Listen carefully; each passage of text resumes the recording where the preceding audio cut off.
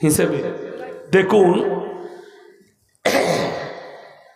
গোটা ভারতের সমস্ত মুসলিমরাই এটার বিপক্ষে আছে, আমরাও ইনশাল্লাহ এর বিপক্ষে আছি।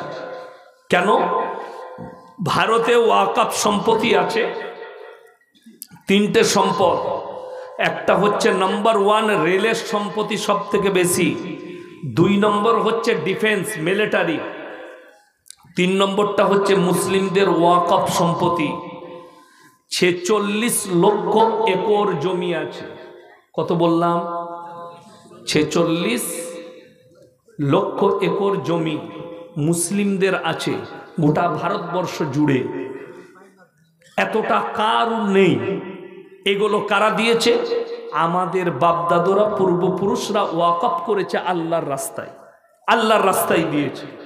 সরকার কি করতে চাইছে বলে দিই, তাদের নিয়ম বলিগুলো। তারা এইটা হস্তক্ষেপ করবে এবং এই বোর্ডটা এর ক্ষমতাটা সম্পূর্ণ যাবে কার কাছে? ডিএম এর কাছে, এসডিওর কাছে। তারা চাইলে ধরেলেন সে এসে আপনার গ্রামে বলল এই জায়গায় সরকারি একটা কোনো প্রকল্প হবে, আপনার এই মসজিদটা ভেঙে আমরা এখানে প্রকল্প করব, আপনারা অন্য জায়গা দিচ্ছি, টাকা দিচ্ছি, মসজিদ করলেন। এটা কখনো মেনে নিয়ে যায়? কখনো নয়। আপনার মাদ্রাসা আছে, কেউ গ্রামের লোক দান করেছে, তারা এসে বলবে মাদ্রাসাটা ভেঙে সরিয়ে দাও। শুনেলেন, এইটা হচ্ছে নাম্বার 1 প্ল্যান। আর এই প্ল্যানটা হয়েছে আদানি আর আম্বানির জন্যে। মুকেশ আম্বানির যে বাড়িটা আছে, ওই বাড়িটা ওয়াকফ সম্পত্তির ওপরে আছে। মাত্র 50 কোটি টাকায় ধোকা দিয়ে কিনে নিয়েছে, 50 কোটিতে। এখন ওইটার দাম মিনিমাম 1000 কোটি টাকা। কত বললাম? 1000 কোটি টাকা। টাকার আমাদের ওয়াকফ সম্পত্তির ধোকা দিয়ে কিনেছে, ওইটাকে বাঁচাতে চাইছে। আর কিছু মুসলিমদের জমিগুলো, জায়গাগুলো, এগুলো আদানিকে দিয়ে দিবে, তুমি তোমার ফ্যাক্টরি তৈরি করো আমাদের কাছ থেকে কেড়ে। এই কাজ করতে চাইছে। আমরা বেঁচে থাকতে ইনশাল্লাহ আমাদের ওয়াকফ সম্পত্তির হেফাজত করবো। জোরে বলুন ইনশাল্লাহ। কখনো এর বিরোধিতা করবেন না।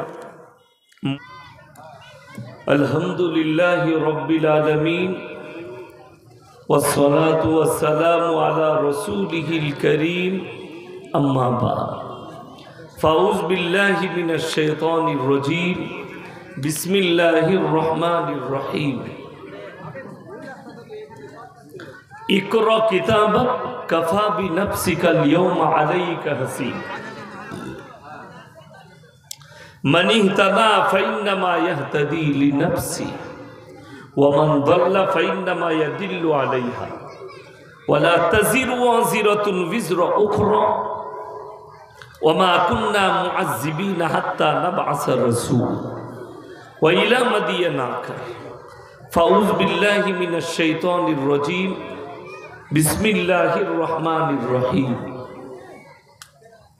কুলিল্লাহুম্মা মালিকাল মুলকি তুতিল মুলকা মান তাশা ওয়া তানজিউল মুলকা মিম্মান তাশা ওয়া তুইজ্জু মান তাশা ওয়া তুদিল্লু মান তাশা বিয়াদিকাল খায়র ইন্নাকা আলা কুল্লি শাইইন কাদির ওয়া ইলা মাদিয়ানাকা ফাউযু বিল্লাহি মিনাশ শাইতানির রাজীম। বিসমিল্লাহির রহমানির রহিম। ইয়া আইয়ুহাল মুযাম্মিলু কুমিল লাইলা ইল্লা কলিলা নিসফাহু আও ইনকুস মিনহু কলিলা আও জিদ আলাইহি ওয়া রাত্তিলিল কুরআনা তারতিলা ইলা আখিরিল আয়াত। খায়রুকুম মান তাআল্লামাল কুরআনা আল্লামাহু কামা ক্বালা আলাইহিস সালাতু ওয়াত তাসলিম। মাননীয় শ্রদ্ধেয় জ্ঞানী গুণী মানী সম্মানী আজকের এই জলসার মাননীয় সভাপতি মহাশয়, শ্রদ্ধের উলামায়ে ইকরাম, হুফাজে ইকরাম এবং আমার জ্ঞানী গুণী মানী সম্মানী মাননীয় শ্রোতারা, পর্দার অন্তরালে পর্দা নসিব মায়েরা এবং বোনেরা, আল্লাহর বড় দয়া, কৃপা, ভালোবাসা আমাদের প্রতি, গোটা বিশ্বের প্রতি। সবাই আল্লাহর শুকর আদায় করে হৃদয় থেকে বলি আলহামদুলিল্লাহ। তারপরে পরে বিশ্ব নবী জানাবে মুহাম্মাদুর রাসূলুল্লাহ, সকলে বলুন সাল্লাল্লাহু তাআলা আলাইহি ওয়াসাল্লাম। তেনার উপরে শত কোটি দরুদ বর্ষিত হোক, বলুন আমিন সুম্মা আমিন। গুটি কয়েক কথা আলোচনা করব, আমরা সকলে আমল করব, বলুন ইনশাআল্লাহ। বর্তমানে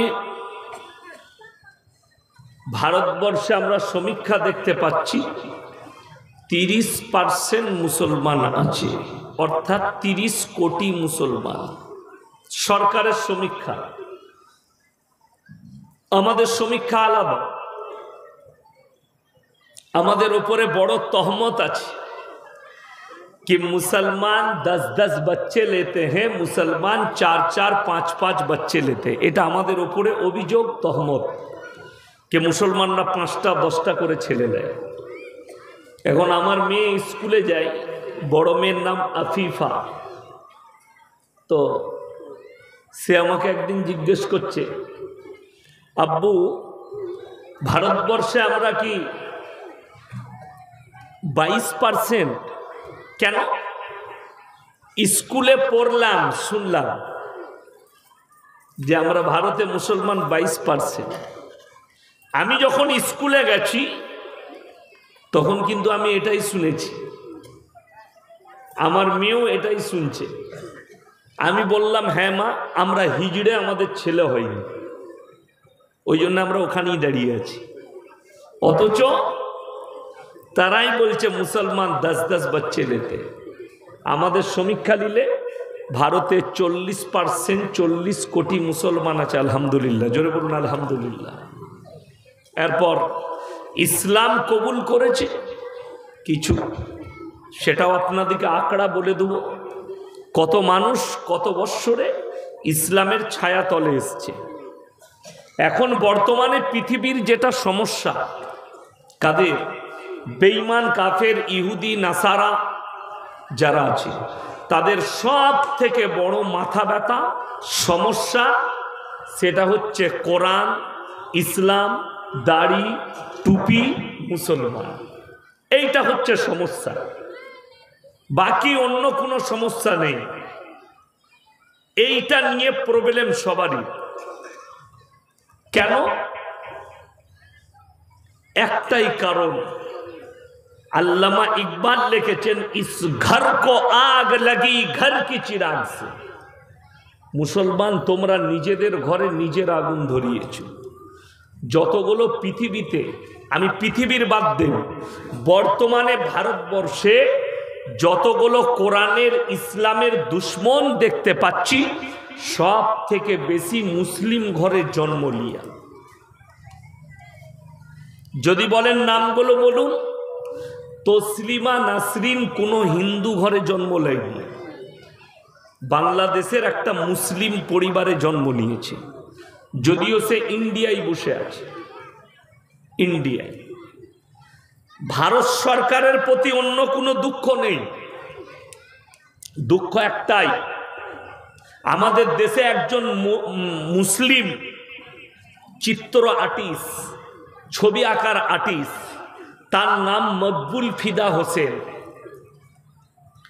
সে দেবদেবীর নগ্ন ছবি আঁকার কারণে তাকে দেশ ছাড়তে হয়েছে। সে ভারতের বাইরে আছে, লন্ডনে। এটাকে কি ইসলাম সাই দেয়?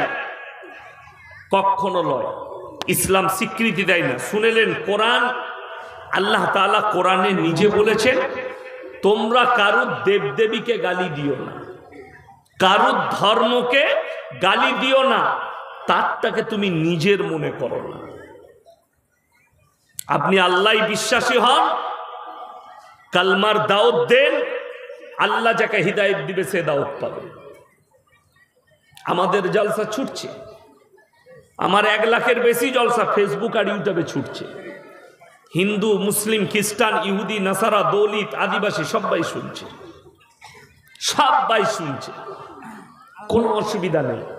আল্লাহ যাকে হিদায়াত দিয়ে দিবে সে ইসলামের ছায়া তলে চলে আসবে। আল্লাহ যাকে হিদায়াত দিবে, আপনাদিকে আমি তথ্য দেব, ইসলামের ছায়া তলে কত মানুষ এসছে, এবং আগামীতেও আসবে। জোরে বলুন সুবহানাল্লাহ। কত মানুষ এসছে, কত মানুষ আসবে। সমস্যা কোথায়? তসলিমা নাসরিন একজন মুসলিম পরিবারে জন্মগ্রহণ করা মেয়ে, রসুলের দুশ্মন, ইসলামের দুশ্মন, কোরআনের দুশ্মন। মকবুল ফিদা হোসেন দেবদেবীর নগ্ন ছবি আঁকার কারণে তাকে দেশ ছাড়তে হয়েছে।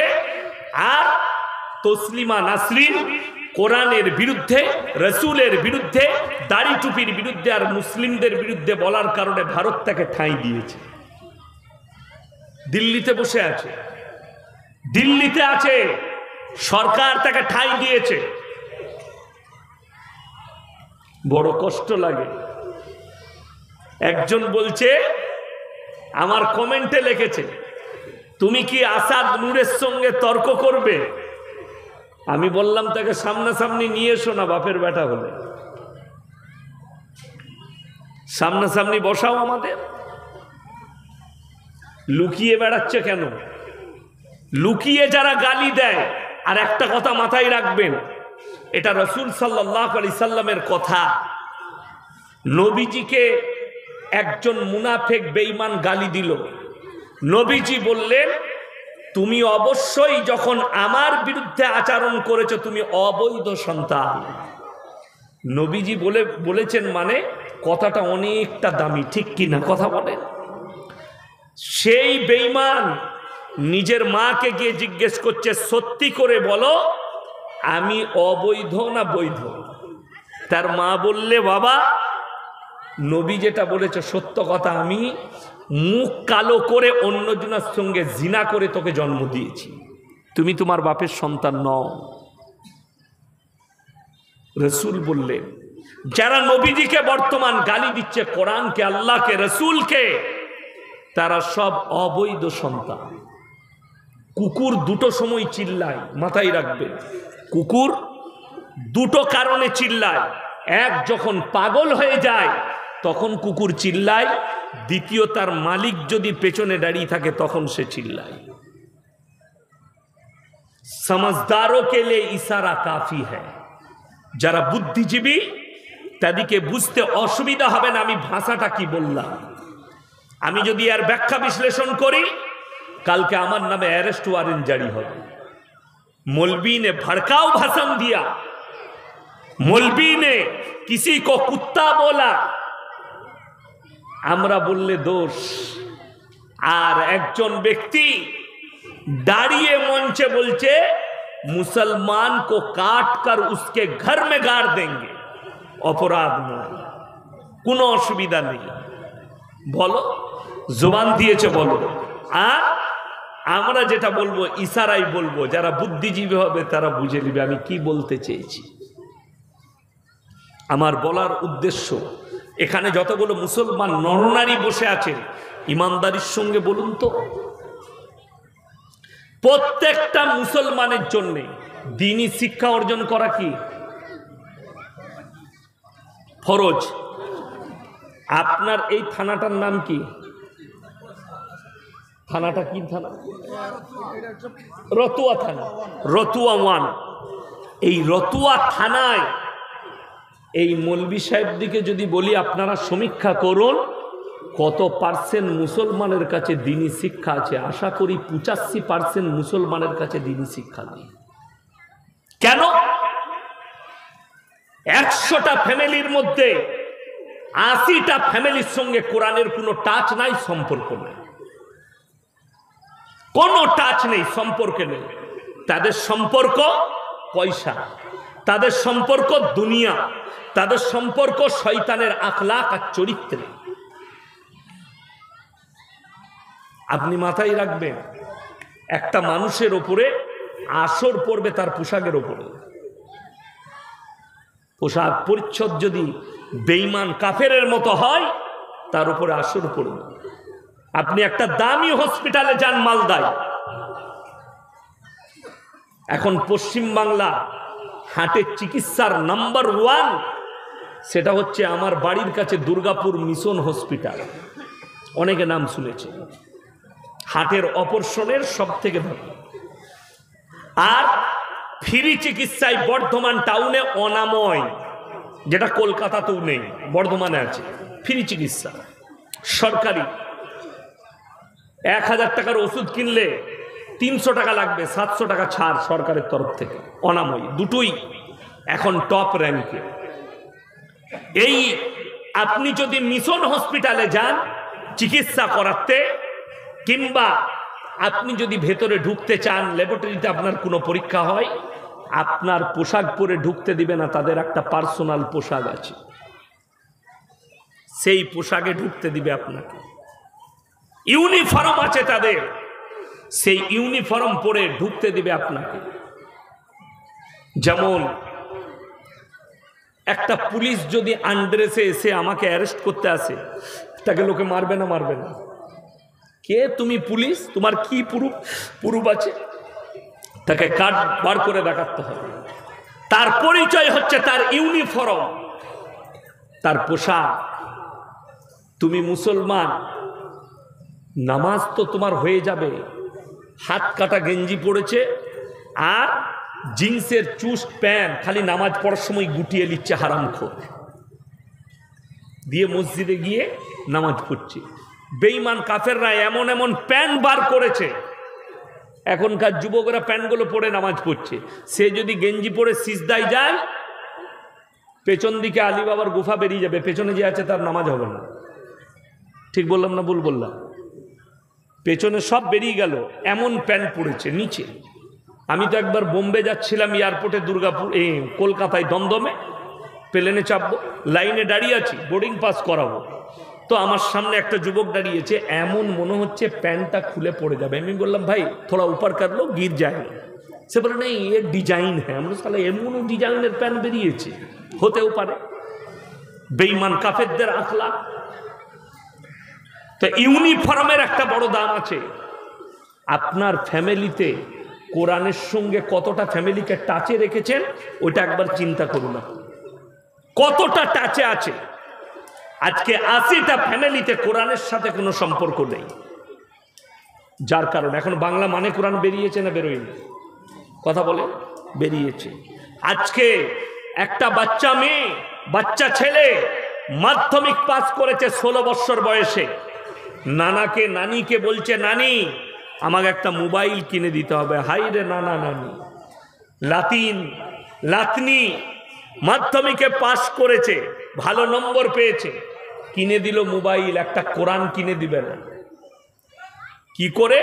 পয়সা নেই, বন্ধন লোন না হলে গ্রুপ লোন নিয়েছে, দিয়ে লাতনিকে একটা মোবাইল কিনে দিচ্ছে। লাতনি সব, সেই মেয়ে পালিয়ে যাচ্ছে, মোবাইলের দ্বারা জিনা করছে, সব পাপিয়ারা হবে। আমার কাছে এক পরিবার এলো, এসে বললে হুজুর মুর্শিদাবাদে অমুক থানায় আপনার পরিচয় আছে। আমি বললাম না। কেন, কি হয়েছে বলো? আমি আমার থানায় বলে দিই। বলছে 13 বছর বয়স মেয়েটার, বাচ্চা মেয়ে, স্কুলে 8-9-এ পড়ে,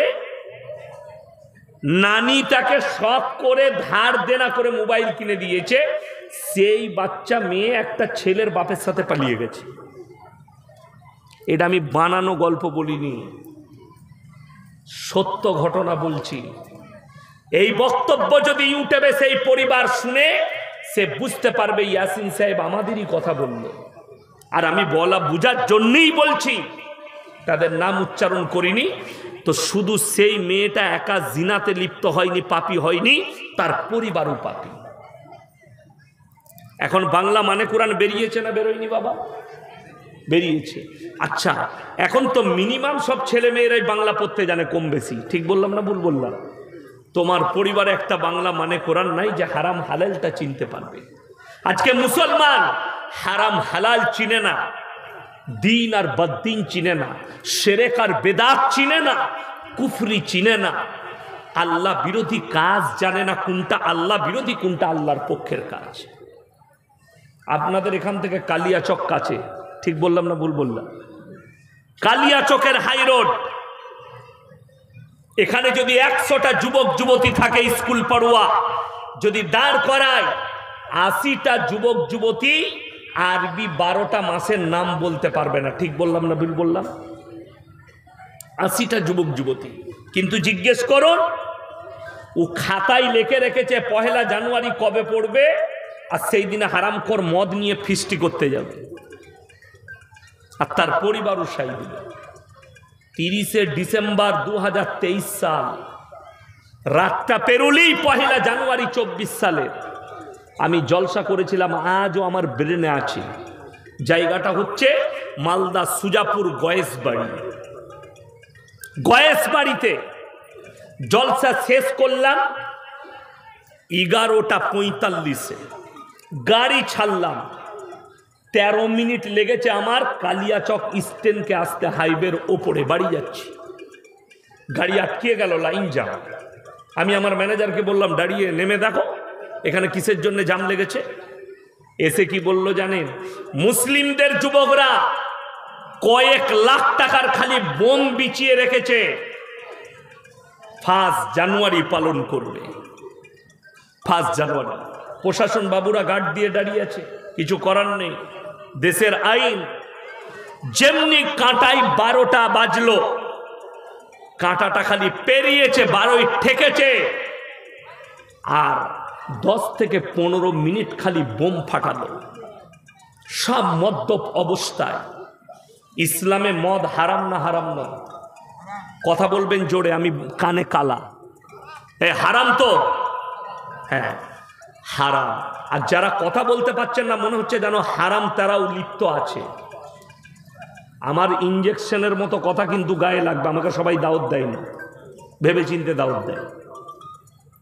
মদ যদি হারাম হয়, গাঁজা যদি হারাম হয়, যে মুসলিম মদ খাচ্ছে, যে মুসলমান মদ বিক্রি করছে, তারা জানেন কোরআনের বিরুদ্ধে আচরণ করেছে, আল্লাহর বিরুদ্ধে সংগ্রাম করেছে তারা।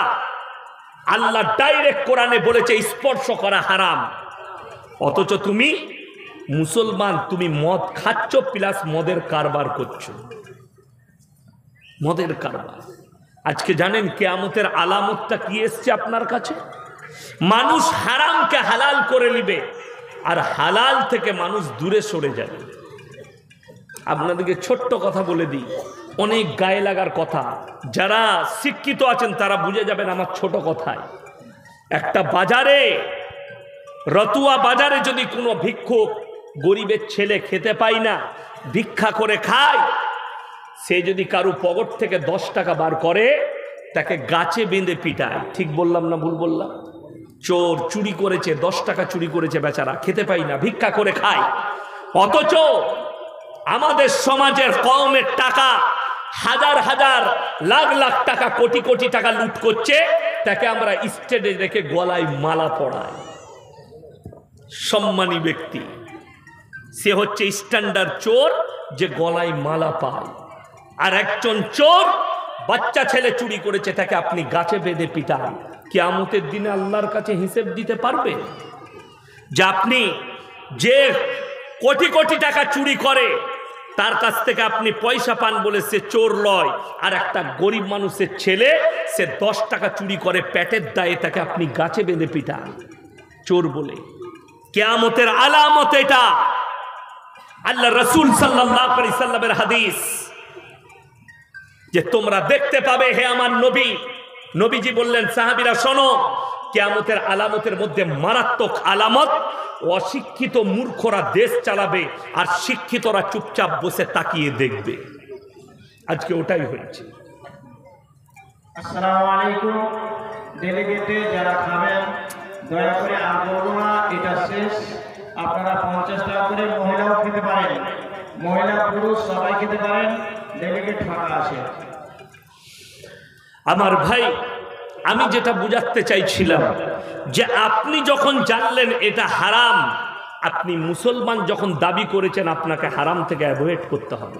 কেন? আজকে অনেক মুসলমান বলে, মৌলী সাহেব দোয়া করছি, দোয়া কবুল হয় না। দোয়া কবুল হবে কি করে? দোয়া কবুলিয়াতের জন্য আমার আল্লাহ 1 নম্বর শর্ত রেখেছেন, হালাল খাবার। তুমি যে খাবারটা খাচ্ছ হালাল কিনা, তুমি যে মাংসটা খাচ্ছ জবহ কিনা। আজকে বলতে গেলে আমি ফেসবুকে দেখলাম, কত লোক গালি দিচ্ছে, কেন? হক কথা বলে দিলেই গালি দিতে লাগবে। এই আপনাদেরকে বলে যাচ্ছে, আমাদের দেশে শুধু এই মালদায় নয়, গোটা পশ্চিমবাংলায় নয়, গোটা ভারতবর্ষে 100টা যদি কসাই থাকে, 80টা কসাই হচ্ছে গাঁজাখোর আর মাতাল, যারা মাংস বিক্রি করে। কষ্টের বিষয় এটা, দুঃখের বিষয়। নামাজ পড়ে না, রোজা রাখে না, অথচ তারা গাঁজা খায়। আমি আমার বর্ধমান জেলায় দেখিয়ে দেবো, গাঁজা মদ খায় আর ভোরের বেলায় গরু জবাই করে মাংস বিক্রি করছে। মুসলমান, তুমি আল্লাহর কাছে জবাব দিতে পারবে? গরু জবাই করাটা পাপের জিনিস নয়, নেকির কাজ। কেউ যদি গরু জবাই করে মাংস বিক্রি করে, এটা নেকির কাজ, যে আপনি মুসলমানকে হালাল খাবার খাওয়াচ্ছেন। কিন্তু আপনি যদি বেনামাজি হন, আপনি যদি মাতাল হন, আপনি গাঁজাখোর হন, আপনি মানুষের কাছে হারাম খাবারটা দিচ্ছেন, এটার হিসেব আপনাকে দিতে হবে কিয়ামতের দিন। অনেক মানুষ অজান্তে মুসলমান নিয়ে নিচ্ছে, না জানতে নিয়ে নিচ্ছে। আরে অসুবিধা কি আছে? ফজরের নামাজ পড়ে গরু জবাই করো। আগে গরু জবাই করেছো, সব হয়ে গেল, কাপড় পাল্টিয়ে ফজরের নামাজটা পড়ে নাও। তোমার উপরে বিশ্বাস জাগবে, তুমি বিসমিল্লাহ আল্লাহু আকবার বলে জবাই করবে। সুদ হারাম কে জানে না বলুন?